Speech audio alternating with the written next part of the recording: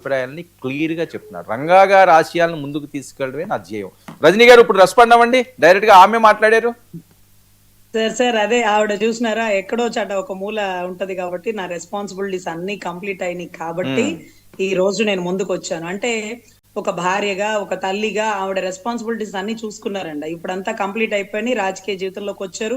ఏదో ఒక మూల నాన్న చనిపోయినప్పుడు జరిగిన సంఘటనలో, లేకపోతే తర్వాత ఎదురు వచ్చినటువంటి జనాలో, లేకపోతే ఆయన అభిమానులు, ఇవన్నీ కూడా ఆవిడ చూసింది కాబట్టి చిట్ట చివరిలో ఏదో ఒక మూల ఆయన కూతురుగా గుర్తింపు పొందాలి, పలానవాడి భార్యగా, పలానవాడి కోడలుగా కాదు, నా నాన్నగారి పేరు నిలబెట్టుకోవాలి అన్నటువంటి ఒక ఆడబిడ్డ పడే తాపత్రయానికి ఆవిడ ఏ పార్టీలో ఉన్నప్పటికీ ఆవిడ కాన్స్టిట్యున్సీని ఏ కాపు సామాజిక వర్గ నాయకులు ఎవ్వరు టచ్ చేయరండి.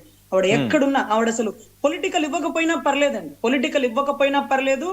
ఆవిడ ఏదైతే సేవ చేయాలనుకున్నాడో రాష్ట్రాలు కాదండి, 2 తెలుగు రాష్ట్రాలు, ఎందుకంటే తెలంగాణ పరిసర ప్రాంతాలకు కూడా రంగా గారు ఒక నాయకుడు.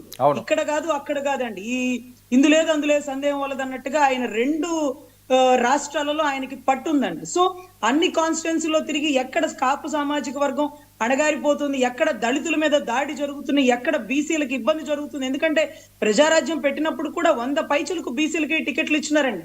ఎప్పుడు అన్ని కులాల్ని కలుపుకెళ్లే కులమే కాపు కులం అండి, దాంట్లో ఎటువంటి సందేహం లేదు. మేము నిలబడలేకపోవచ్చేమో, కానీ మేము నిలబడాలనుకుంటే అందరినీ కలిసి నిలబెడతాం. అందరూ మాకు కావాలి, మేము ఒక్కడమే ముందుకు ఎదిగిపోవాలని అనుకునే కులం కాదండి. మీరు రండి అందరినీ కలుపుకెళ్తారు. సో అందుకని ఈ కులంలో ఉండే గుణానికే అన్ని పార్టీలు బానిస అయిపోతాయండి, దాంట్లో ఎటువంటి సందేహం లేదు. ఫస్ట్ ప్రయారిటీ కాపోడికి ఇస్తే, అందుకే మీరు చూసినారు కదా మొన్న కూడా జగన్ గారు కూడా వంగా గీత గారికి డిప్యూటీ సీఎం ఇస్తానన్నారు. మా ఇంటి ఆడబిడ్డ ఆ స్థాయిలో ఉంటుందంటే మాకు సంతోషమే, కానీ ఆవిడ పిఠాపురం కాకుండా ఎక్కడ పోటీ చేసినా మేము కదిలిచుండే వాళ్ళం కాదు.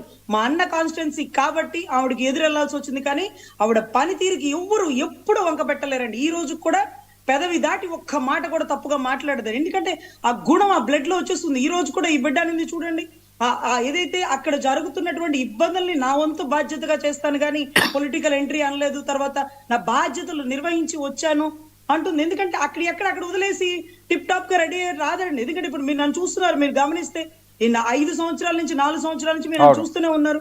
నేను ఎక్కడికి వెళ్ళను, మన పని ఏంటో మనం చేసుకుంటాం, వచ్చేస్తాం. ఒక గుర్తింపు బై బ్లడ్ లో వచ్చిద్దని నేను భావిస్తున్నాను సార్. ఆ అమ్మాయి కూడా ఎదగాలి, రాజకీయంగానా, లేకపోతే సేవా దృక్పథంతో, లేకపోతే తండ్రి గారి ఆశయాలతోనా, లేకపోతే ఎక్కడ ఇబ్బంది జరిగితే ఆవిడ గొంతుగా వినపడాలని కోరుకుంటున్నాను సార్. రైట్, బుజ్జి గారు డైరెక్ట్ గా ఆమె మాట్లాడారు. సో మీరందరూ కూడా ఫుల్ సపోర్ట్? అందరం సపోర్ట్ అండి. రంగా గారి కుటుంబం నుంచి ఏ ఒక్కరు వచ్చినా అందరూ సపోర్ట్ ఉంటుంది.